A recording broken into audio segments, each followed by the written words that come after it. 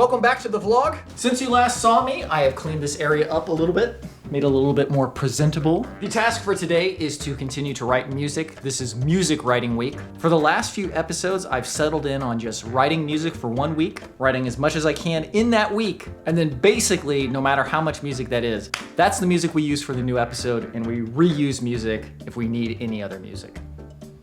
Music. So, without further ado, let's get set up and get started.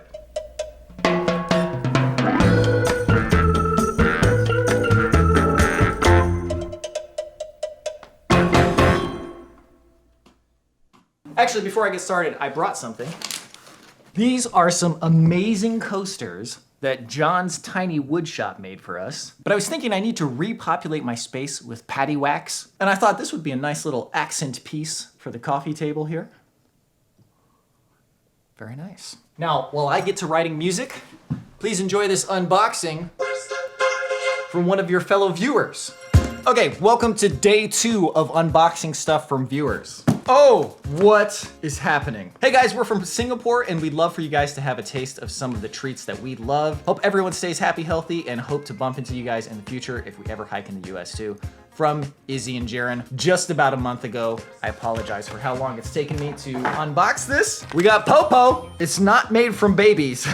Owl coffee. Oh man, look how many coffees there are. I don't think we'll need to buy coffee for like 3 years. Nut connoisseurs. Oh, we got the Nestle Milo. Milo is one of those things that if you live in an Asian country, it's probably quite common, but if you live in the US, it's like, what is Milo? Prawn rolls. I'm sure Andrew will like that. Fish snack. I feel like we might have had these before. White rabbit. It says once you unwrap the sweet, there's rice paper that's edible stuck to it. Salted egg fish skin.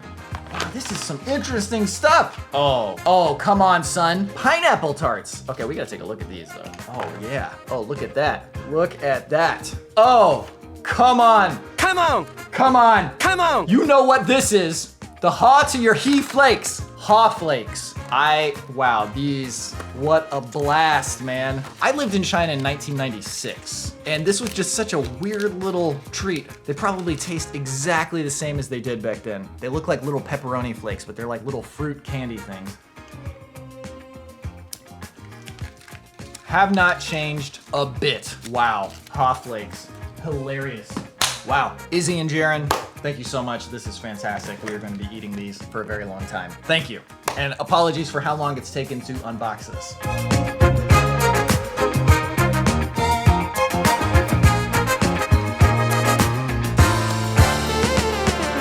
Welcome back to the vlog. I have a little bit of a presentation I want to do today. The Switch 2 came out recently, and it got me thinking about handheld consoles. First up, we got the Game Boy Pocket. Small, incredibly light, with an absolutely abysmal screen, but I had many great hours on this thing as a kid playing Link's Awakening. Also, notably good for kid-size hands. Next up, we had the Game Boy Color. Very similar in size to the Game Boy Pocket, also nice and light.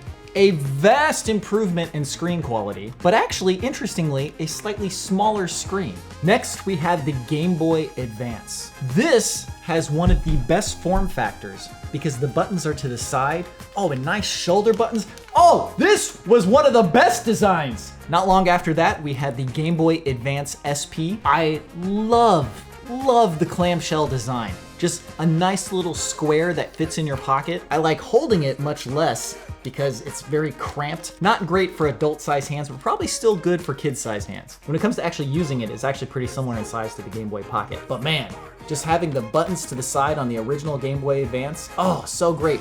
If only it had a backlit screen like the AGS 101. The Nintendo DS. This is actually the XL version that came out later. This is the DSi. It's like the 3rd iteration of the console. Feels great, maybe slightly too big, especially for the types of games that they had on the Nintendo DS. The PSP. What a beautiful, beautiful console. Incredibly lightweight, very nice to hold because the buttons are on the side. Oh, just so svelte. Everybody thought that this would be so dominant over the Nintendo DS, but time and time again, it has been proven that it is the games. If the games are great, people will go. They later released the PSP Go.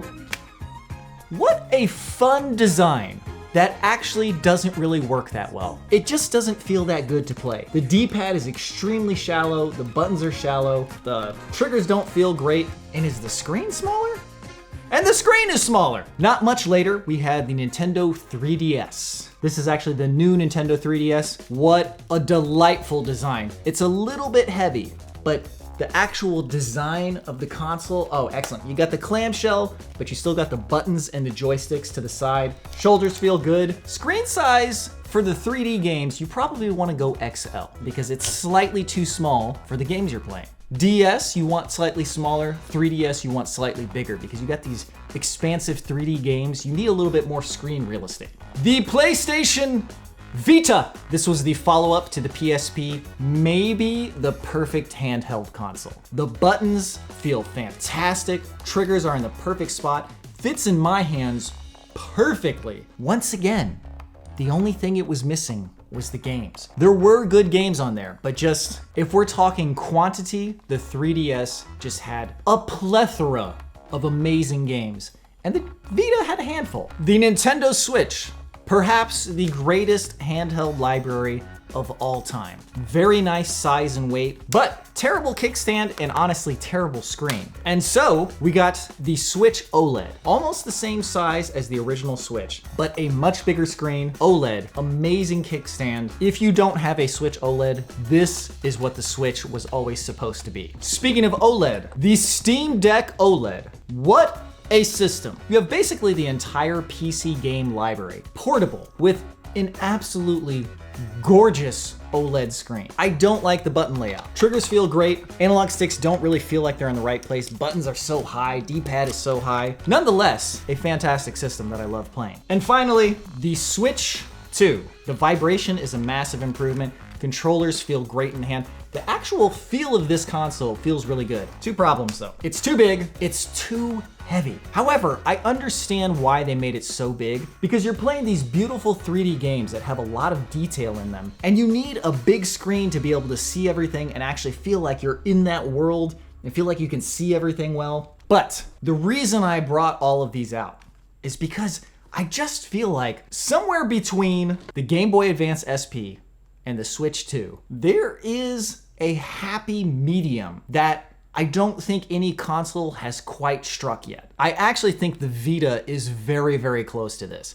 If they could have made this screen slightly bigger but kept the form factor the same, I love playing games on the Vita. It's so light, beautiful OLED screen. Oh, just great. I would say runner-up is the Switch OLED. I know this is substantially bigger, but the screen is just so nice. The console feels so nice and solid. The games on it are amazing. The Switch 2, I feel like has just passed this threshold where it doesn't really feel like a portable system anymore. It feels like a system you can play portably, and it's very fun to play portably. But it's more like on the couch at home portable.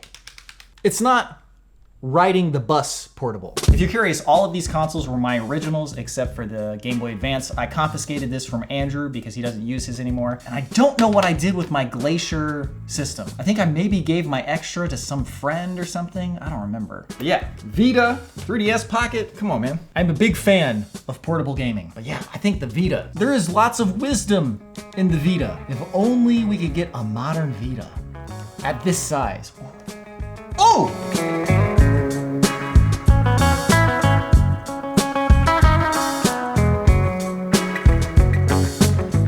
Hope you enjoyed that look at some of my handheld consoles. I was just playing Donkey Kong Bonanza last night. I was like, man, this game is so fantastic. But this is not really a portable system. And I busted out the Vita because I was like, I think the Vita is perfect. Oh, yeah, the Vita. Come on, man. You put it in a pocket. Take it out. Can you put this in a pocket? Yes, technically.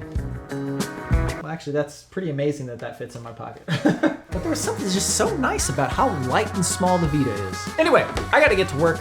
Thank you very much for watching. I will see you in the next one where we're hopefully back on rhythm. I've been so off rhythm. I really want to get back on rhythm, but yeah, we'll work on it. Thanks again for watching. Hope you have a good one. See you in the next one.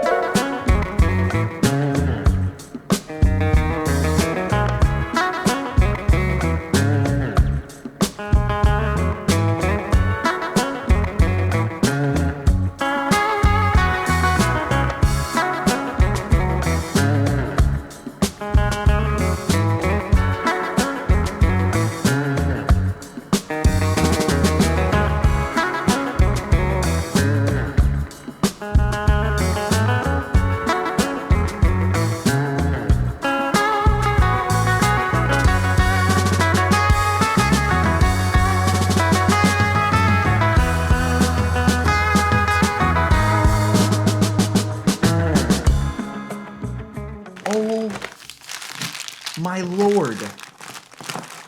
Oh my Lanta.